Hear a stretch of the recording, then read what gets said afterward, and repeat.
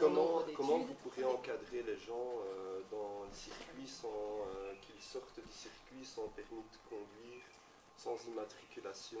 Alors peut-être pour préciser quelque chose, moi je ne vais rien gérer du tout. Moi je ne suis pas... Non mais je reprécise peut-être le cadre de la dans les réunion. abords, dans les lignes droites, les belles lignes droites à travers champs. Donc je voilà, reprécise peut-être le cadre. Moi je ne suis pas le demandeur et mon objectif n'est pas que le projet se réalise et que j'intervienne sur le site. L'objectif de la réunion aujourd'hui, c'est que vous émettiez vos souhaits, vos craintes, vos remarques. Donc j'entends que l'impact acoustique est un des points importants, on le prend en compte. J'ai entendu le fait qu'il fallait faire attention au relief, etc. Donc ça, on en prend en compte dans l'étude d'incidence. Et j'entends que la sécurité aux abords et la sécurité de l'accès en termes de mobilité autour du site et de sécurité de la mobilité est un aspect important et donc on le note. On sait ce que ça va impacter. On a connu le circuit qui tournait. Est-ce qu'il n'y a pas un autre endroit qui puisse faire ce sport-là? C'est-à-dire que quand je vois le premier plan de l'exploitation, vous allez faire repasser tout le monde dans les villages. Le problème, il y a 10-12 ans d'ici, c'était déjà ça. Le jour des week-ends de course, où on avait des camping-cars qui déboulaient de partout. Donc, moi, c'est ça. Moi, c'est pourquoi pas trouver un autre endroit que dans plein centre d'un village? C'est juste ça ma question. On s'entend bien. Je dis que tous les motards ne sont pas mauvais. Maintenant, c'est tout ce qui entoure les motards. C'est-à-dire qu'il y a des gens, une fois qu'ils sont sur un circuit, ils sont chauds. Et puis, il y a les spectateurs qui sont aussi également chauds. Donc, on arrive sur place, madame, on ne va pas, avec sa petite bouteille d'eau, regarder un circuit pendant des gens, c'est-à-dire faire un sport pendant quelques heures. On amène des canettes de bière, on amène des bouteilles, etc. On peint. Qu'est-ce que madame, la bourgmestre, va faire? Combien d'affiliés comptez-vous amener dans le championnat? Combien de classements vous allez avoir? Combien vous allez avoir de pilotes? Tout ça, ça a une incidence totalement différente d'une journée d'entraînement. Et c'est pour ça que nous... Oui, monsieur Baratucci. Je vais peut-être répondre à cette question-là parce qu'elle revient souvent. En fait, combien de motos vont rouler sur le circuit? Mais aujourd'hui, je ne sais pas vous le dire. Parce qu'en fait, le problème va être pris dans l'autre sens. C'est que l'étude d'incidence va déterminer quel est le nombre de véhicules qui pourra rouler sur le circuit. Et le nombre de véhicules qui roulera sera en relation avec ce maximum. Et donc, en fait, ce n'est pas nous qui allons décider le nombre de motos qui va rouler, mais c'est l'étude d'incidence qui va le décider. Puisque, effectivement, anciennement, vous savez tous qu'il y avait une activité nocturne. C'était une course, si ma mémoire est bonne, qui démarrait à minuit, qui durait 8 heures. Ça avait un impact assez important. Pourquoi cette course existait? Parce que c'était une préparation à la chinelle, il ne faut pas se le cacher. Maintenant, est-ce qu'on en refera à Rogner? De nouveau, je n'en sais rien. Si au niveau de l'étude d'incidence, on nous dit, ben voilà, les activités nocturnes, c'est interdit à Rogner, eh bien les activités nocturnes seront interdites à Rogner. D'accord, vous ne savez pas encore ce qui sera accepté, mais vous savez tout de même bien ce que vous souhaitez. N'essayez pas de nous vendre En fait, mon souhait, il est très simple. Je souhaite tout simplement permettre aux motards, au lieu de rouler dans les champs sans plaque, comme vous expliquiez tout à l'heure, au lieu de permettre à des gens de Charleroi, de Namur, de Mons, de rouler dans les bois sans plaque, sans rien. Je fais des balades vélo. Moi, je roule à vélo tous les dimanches dans la région ici, dans votre région. Combien de fois j'ai failli me faire renverser par une moto sur un chemin, par un quad sur un chemin? Eh bien, moi, ces gens-là, je veux les amener sur un circuit où on va pouvoir les contrôler et les gérer. Et mon souhait, c'est de pouvoir permettre aux motards de rouler dans un endroit sûr, sécurisé, où ils vont pouvoir respecter les règles. Et contrairement à ce que vous croyez, je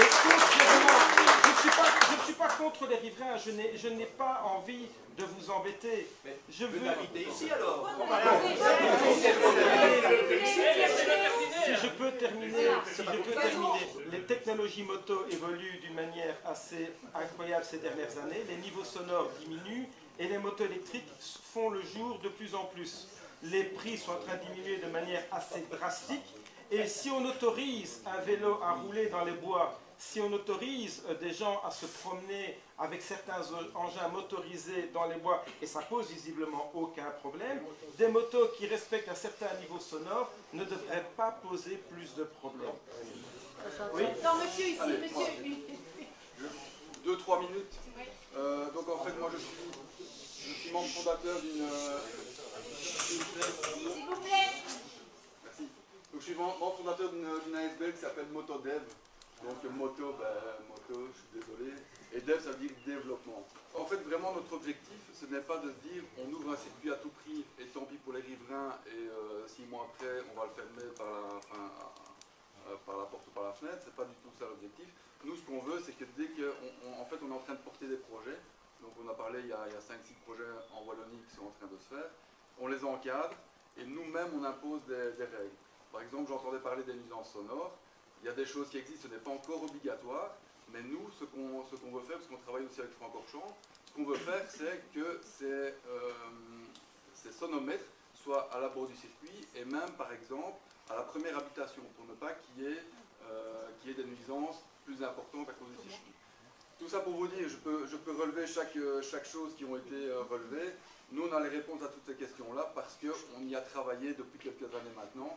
L'objectif, c'est d'ouvrir les circuits, évidemment, parce qu'on a une passion qui est la moto et qui est aujourd'hui malheureusement délaissée, mais pas à tout prix au détriment des riverains. Parce que si on fait ça, on sait très bien que on ouvre à Rogner n'importe comment, dans un an, le circuit a de nouveau des problèmes et on n'a rien solutionné.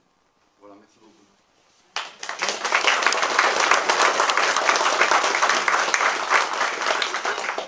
Le projet, il n'est pas acquis, madame. Moi, je ne peux pas prendre de décision. Non, je ne peux pas en parler parce que la commune est partie prenante et je ne peux pas donner d'avis aujourd'hui dans le cadre d'une procédure. Si je donne mon avis aujourd'hui, la procédure, elle est naze. Donc moi, je me tais, je vous écoute, vous discutez avec madame, et voilà. C'est la procédure comme ça. On ne peut pas être juge et partie en même temps, donc on est dans le cadre d'une procédure d'étude d'incidence, on vous écoute, nous on organise la réunion, point. On essaye de la gérer aussi, mais voilà.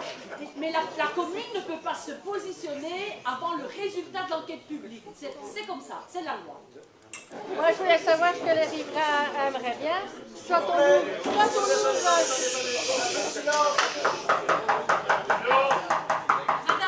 Soit on concentre des personnes, des enfants et des jeunes adultes sur un terrain 2-3 jours, plutôt que de les voir se droguer, d'aller se faire tuer en voiture ou alors on n'ouvre rien. On n'ouvre rien. Je n'ai pas fini, monsieur. On n'ouvre rien et tous les motards vont n'importe où et vont les voir. Moi, j'habite un village, depuis que je suis né. Il n'y a pas de souci. Vous savez avec qui j'ai mes problèmes? Je ne fais pas de motocross chez moi. Enfin, mon petit-fils suit un peu. Mais j'ai des problèmes avec toutes les nouvelles personnes qui viennent construire des maisons. Des gens de la ville qui viennent construire les maisons dans des villages et que tout dérange. Je ne critique pas le sport en lui-même, mais il se fait que ce sport présente des nuisances. Ces nuisances, je ne les prends pas chez moi, je les déplace dans une zone qui plus est rurale où il n'y a pas trop de gens. Et j'espère que ça va passer.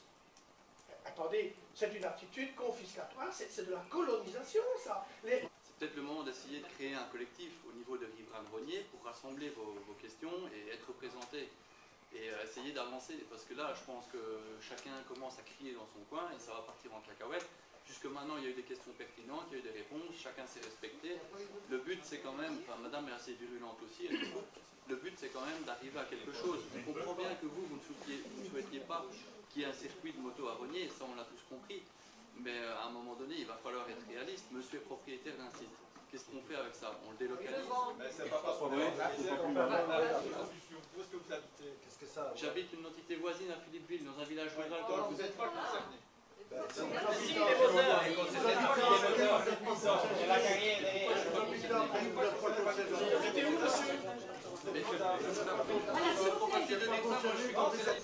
Voilà, j'invite les gens qui veulent recevoir un PV à venir s'inscrire sur la liste des participants. Si vous n'avez plus de questions, je pense que nous allons clôturer la réunion de ce soir. Voilà, bonne soirée à tous.